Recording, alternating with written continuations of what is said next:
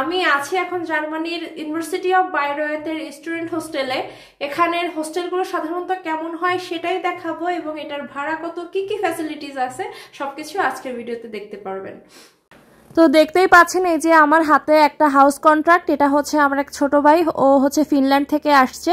তো ফিনল্যান্ডে ও হচ্ছে student visa এসেছিল, তো ওখানে যেহেতু টাকা পয়সা ম্যানেজ করা মানে জব পাওয়া আসলে অনেক কঠিন, এজন্য ও জার্মানিতে আসার ডিসিশন নিয়েছিল এবং ওর অ্যাডমিশন মানে সব কিছু প্রসেসিং আমি করে দিয়েছি। ও রবিবারের দিন আসবে, এজন্যই আর কি ওর হোস্টেলের কাগজপত্র চাবি সব কিছু আমি নিয়ে সব কিছু চেক টেক করে রেখে আসবো, এবং চাবিটা আমার কাছে নিয়ে আসবো যাতে ও রবিবারে আসলে সাথে সাথে দিয়ে দিতে পারি। কারণ হাউস মাস্টার সবসময়ের জন্য থাকে না, সকালে সাধারণত 1 ঘন্টার জন্য থাকে, তো যাতে রবিবারের দিন অফিস বন্ধ থাকবে আর আমি সবকিছু কালেক্ট করে নিয়ে কোনো কিছু লাগবে কি লাগবে না ও সেইভাবে জিনিসপত্র নিয়ে আসবে, এই ইনফরমেশনগুলো দেওয়ার জন্যই আর কি আজকে এসেছি ওর রুমটা দেখতে। তো সেই সাথে ভাবলাম আপনাদেরকেও একটু ঘুরিয়ে দেখাই রুমটা দেখতে কেমন বা কি কি ফ্যাসিলিটিস আছে। আপনাদের দেখানোর সাথে সাথে আমাকেও ওকে জানাতে হবে যে ওর রুমে আসলে কি কি আছে না আছে। আমি এই হোস্টেলে আগে আসিনি, আমি এই ইউনিভার্সিটির অন্য হোস্টেলে থেকেছি, যেহেতু এই হোস্টেলে আগে থাকিনি, তো আমারও অনেক কিছু দেখার বিষয় ছিল। আর হাউস মাস্টার যেহেতু নির্দিষ্ট টাইমে থাকে, ওনার কাছ থেকে চাবি আমার ইনফরমেশন দিয়ে আর কি ওনার কাছ থেকে নিতে হয়েছে। আমি ওনাকে জানিয়েছি আমার ফ্রেন্ড আসবে বা আমার ছোট ভাই আসবে এরকম বলে আর কি নিয়েছি। তো চলেন আমি আজকে আপনাদেরকে ঘুরে ঘুরে দেখাই আসলে কি কি ফ্যাসিলিটিস আছে, এবং এই যে হোস্টেলটা, এই হোস্টেলের এই রুমের আসলে ভাড়া কত, এটা নিয়ে আমাকে অলরেডি আপনারা অনেকবার কোশ্চেন করেছেন।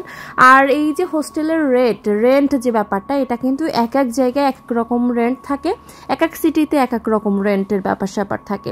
তো এই যে রেন্ট, এটা হচ্ছে নিম্নতম রেন্ট বললেও ভুল হবে, এখানে অন্য হোস্টেলও আছে যেখানে আরো কমে পাওয়া যায়। তো আমি আজকে এই হোস্টেল সম্পর্কে জানাবো। স্টুডেন্ট হোস্টেলের রুমটা কেমন হয় সেটা আগে দেখাই। এটা হচ্ছে এন্ট্রান্স, এই যে দেখতে পাচ্ছেন গেট দিয়ে ঢুকেই এমনি এই যে কিচেন পেয়ে যাবেন। এই যে দুটো হচ্ছে হট প্লেট আছে, একটা সিঙ্ক আছে, এই যে দেখতে পাচ্ছেন একটা ছোট মিনি ফ্রিজ।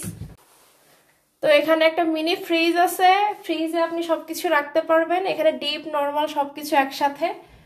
এবং এখানে হচ্ছে এই যে জিনিসপত্র রাখতে পারবেন, এরকম একটা ক্যাবিনেট করা। এটা হচ্ছে এই যে দেখতে পাচ্ছেন রান্না বান্নার জিনিসপত্র রাখার জন্য। যারা আমার নিজের হোস্টেলের ছবি দেখেছেন সেম জিনিসটাই পাবেন। আর তারপরে হচ্ছে আমরা রুমের দিকে চলে যাই, রুমের দিকে চলে গেলে দেখতে পাবেন এখানে হচ্ছে খাওয়া দাওয়ার জন্য একটা টেবিল পাবেন। এটা হচ্ছে খাওয়া দাওয়ার জন্য একটা টেবিল। এখানে বুক সেলফ বলা যায়, এখানে হচ্ছে একটা রিডিং টেবিল পাবেন, এটা হচ্ছে রিডিং টেবিল, সুন্দর একটা জানলা পাবেন। এখানে একটা বেড সাইড টেবিল পাবেন, এই যে বেড সাইড টেবিল। এবং এখানে হচ্ছে সোফা কাম বেড, এটাকে আপনি সোফা আকার এখন আছে, এটাকে আপনি বেড করে নিয়ে আরেকটু লম্বা করে আরেকটু চওড়া করতে পারবেন, এই হচ্ছে অবস্থা।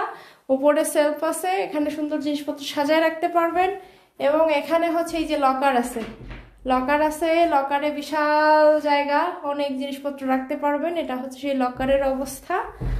আর এখানে অ্যাটাচড ওয়াশরুম পাবেন, এই যে ওয়াশরুমের দরজা দিয়ে যদি যাই তাহলে এই যে দেখতে পাচ্ছেন এই যে কমোড, বেসিন, এবং এখানে হচ্ছে এই যে গোসল করার যে জায়গা। তো একটা মানুষের আর কি যা যা লাগে, মানে একটা স্টুডেন্ট থাকবে, রান্না করবে, খাবে, একদম সেপারেট সবকিছু, কোনো কিছুর সাথে আসলে কোনো কিছু মানে কারোর সাথেই কোনো কিছু শেয়ার করার দরকার নাই, আপনি একা একাই সবকিছু আর কি করতে পারবেন। এই যে এখানে খাওয়া দাওয়া, থাকা, রান্না, ওয়াশরুমে যাওয়া, কারোর সাথে কোনো কিছু শেয়ারিং এর দরকার নাই, আপনি সেপারেট একা একা থাকতে পারবেন। এবং সবকিছু মিলায় এই রুমের ভাড়া কত, এই রুমের ভাড়া হচ্ছে মাত্র 300 ইউরো। এই যে ইউনিভার্সিটির এই যে পেপারে কন্ট্যাক্ট পেপারেই দেওয়া আছে গ্যাস, ইলেকট্রিসিটি, মানে এভরিথিং সবকিছু মিলায়ে আপনাকে 300 ইউরো পে করতে হবে এই রুমটার জন্য। তো মানে জার্মানিতে একটা স্টুডেন্ট হোস্টেলের ভাড়া কত আশা করি বুঝতে পেরেছেন। এবং ভিডিওটা কেমন লেগেছে অবশ্যই কমেন্ট করে জানাবেন। আপনাদের মতে 300 ইউরো ভাড়া এটা কি বেশি না কম এটাও জানাবেন। যারা আমার আগের হোস্টেলের ভিডিও দেখেছেন এই সেমই পাবেন, মানে লোকেশন জাস্ট আলাদা আলাদা থাকে। এটা খুবই একদম ইউনিভার্সিটির কাছেই আর কি, ইউনিভার্সিটির সাথেই বিল্ডিংটা, কিন্তু আমার যে হোস্টেলটা ছিল সেটা কিন্তু একটু দূরে ছিল। তো এক একটা লোকেশনে এক একটা হোস্টেল, ইউনিভার্সিটিরই হোস্টেল অনেকগুলা হোস্টেল থাকে এক একটা লোকেশনে, তো এটা হচ্ছে ইউনিভার্সিটির একদমই কাছে। তো আশা করি ভিডিওটা আপনাদের ভালো লেগেছে। তো পরবর্তী ভিডিও দেখার জন্য আমন্ত্রণ রইল। সবাই ভালো থাকবেন, সুস্থ থাকবেন, টাটা।